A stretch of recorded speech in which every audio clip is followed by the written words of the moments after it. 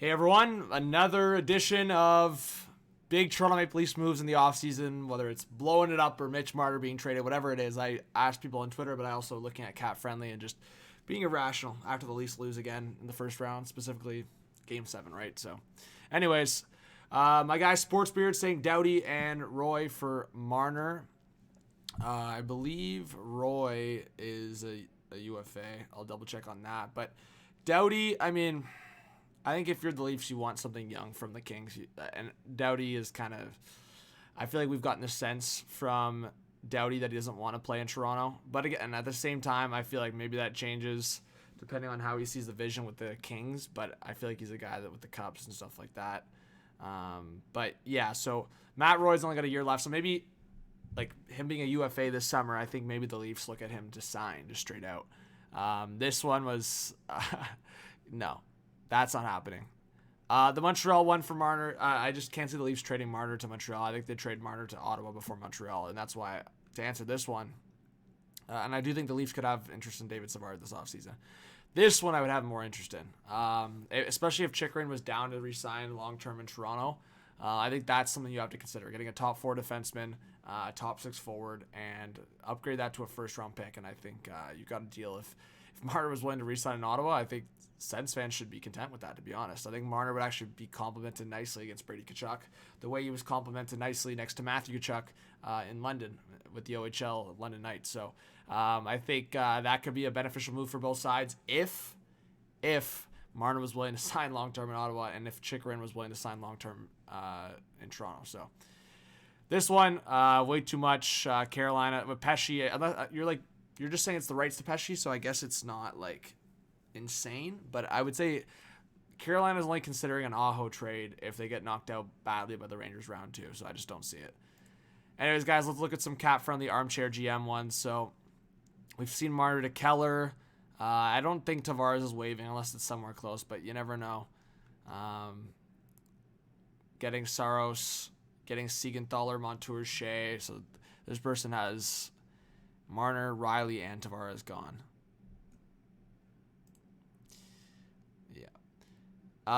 So this one I was kind of talking with my friend about. I've been saying the Parayko Blues Leafs trade for a while now. This one I think I would like this scenario. You have Binner and Wola and net. You have a lot better of a right side with Parayko and Montour. And Riley and McCabe, who, again, Riley struggled at times, McCabe struggled at times, but both played like top 4 D-man when they were at their best. So you complement them with 2 other top 4 D-man.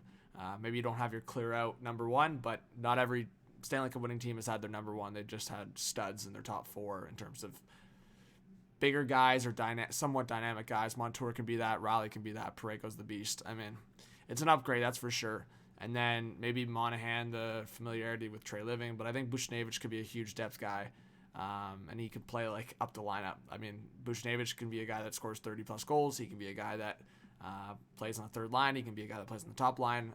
So that's a target I would look at if you're Toronto. Anyways, more moves here. Seattle trade, Liljegren and Marner. I think Liljegren's going to get dealt in some capacity. I just don't think you can bring him back. So Larson and McMahon would be would be a good fit. Obviously, the Leafs missed McMahon in this playoffs. But Jared McCann, obviously Dubas let him go. And McCann's a guy that can score 40. So that's an all right fit. But again, it just looks bad because the Leafs really lost him for nothing. The Marner one for Ingram and Keller, we've seen that. These ones are just Marner trades in general. So shout out to Big Cheese. Novak Saros II, Nicholas Roy or Nicholas Waff and Theodore. Man, I'm so checked out, guys. But anyways, we're doing a video. We're doing it. Kai Roof from St. Louis. Shane Doan having a word to get his son in Toronto. I'll say that it creates a lot of space for Toronto to sign a big free agent. I wonder if that's in Trey Living's consideration. If he would just trade Marner for draft picks and prospects and just go for a big fish like a Stamkos or Reinhardt in free agency. Pietrangelo, again, we'll see what happens with the Knights, but Marner for Saros, third party retains on Marner again.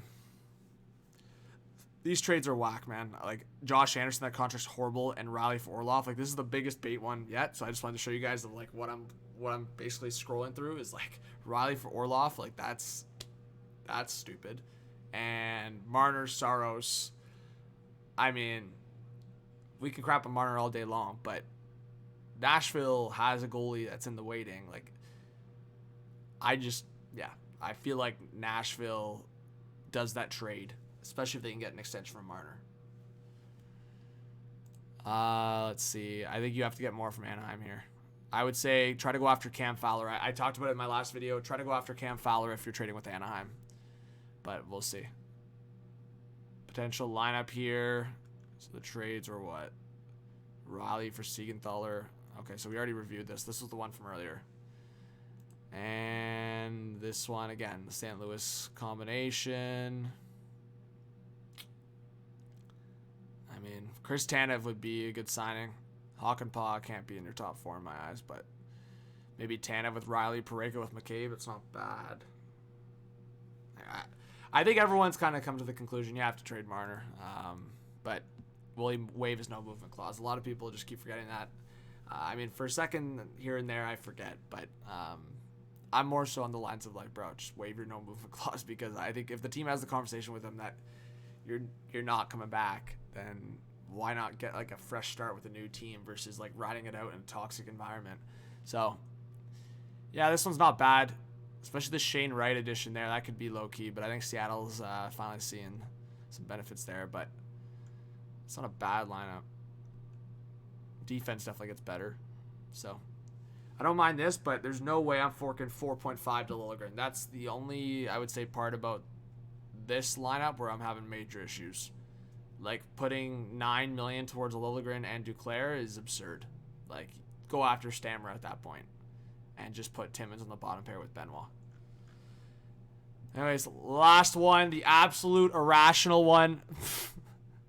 Just blow it up. Just absolutely blow it up.